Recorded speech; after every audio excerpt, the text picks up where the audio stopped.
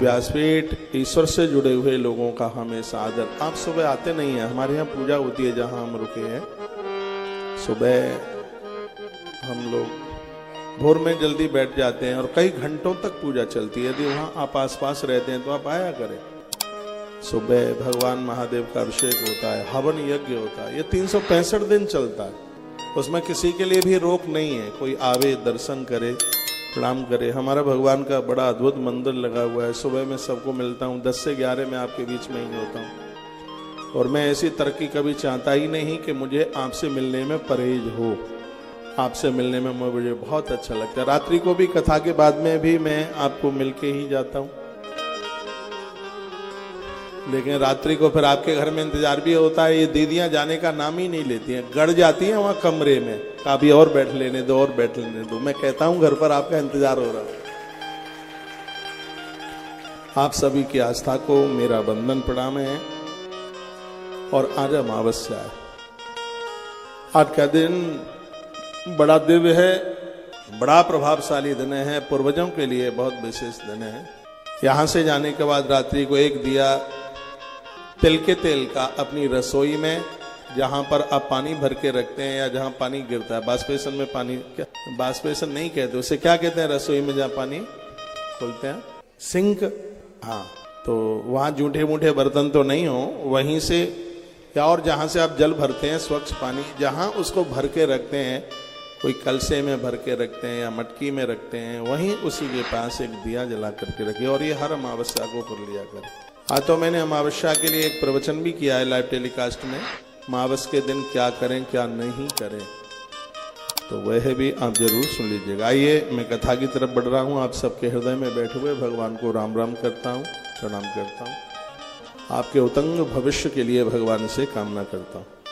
भगवान शिव अनादि और अनंत हैं। जब कोई नहीं था तब भगवान महादेव थे, और जब कोई नहीं रहेगा तब भगवान शंकर ही रहेंगे। जब कोई नहीं था, अनादि काल से भगवान महादेव हैं। घरों में इनका बोलिए मत, अभी मेरा टाइम हो गया बोलने का। ये बच्चे को बैठाइए। घर में शिव पंचायतन पूजन कीजिए। शिव पंचायतन में बीच में भगवान शंकर को रखिए, उसके पीछे कार्तिकेय जी को रखिए, जहाँ पानी गिरता है वहाँ नंदी को बैठाइए। कार्तिकेय से दाहिने हाथ पर गणेश जी को बैठाइए, और कार्तिकेय जी से बाईं तरफ है वहाँ मैया पार्वती बैठती है। इसको कहते हैं शिव पंचायतन। यहाँ पर नंदी बैठे हैं, महादेव के परम प्रिय हैं। जब भी आप शिवालय में जाते हैं तो नंदी के कान में बोल करके आइए कि महादेव को कह देना कि हमें अपने आप से कभी वो दूर न करें। जैसे उन्हें गणेश और कार्तिक के प्रिय हैं भगवान शंकर को, वैसे हम भी प्रिय लगें, ये नंदी के कान में बोला कर। मैं शिवालय जाता हूँ तो ये बात जरूर उन्हें बोल के आता हूँ, और नंदी हमारा समाचार शिव के पास में पहुंचा देते हैं। इसमें नंदी के जन्म की कथा है, आप सुनेंगे। अभी तो शुरुआती दिन है, जैसे जैसे कथा आगे बढ़ेंगे बहुत आनंद होगा।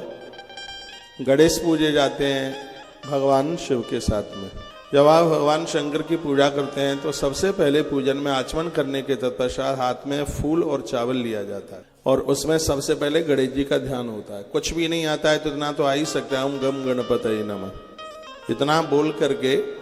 और आपसे एक श्लोक आ जाए तो वो बोल लीजिए, गजाननम भूतगणाद सेवितम कपित्थ जम्बू फलचार भक्षणम उमासुतम शोक विनाशकारकम नमामि विघ्नेश्वर पाद पंकज। यह बोल करके गणेश जी की आप पूजा कर रहे हैं तो गणेश जी को अमरूद बहुत ज्यादा स्वादिष्ट लगता है। इन फलों की भी बड़ी महिमा है। अमरूद बड़ा विशेष है।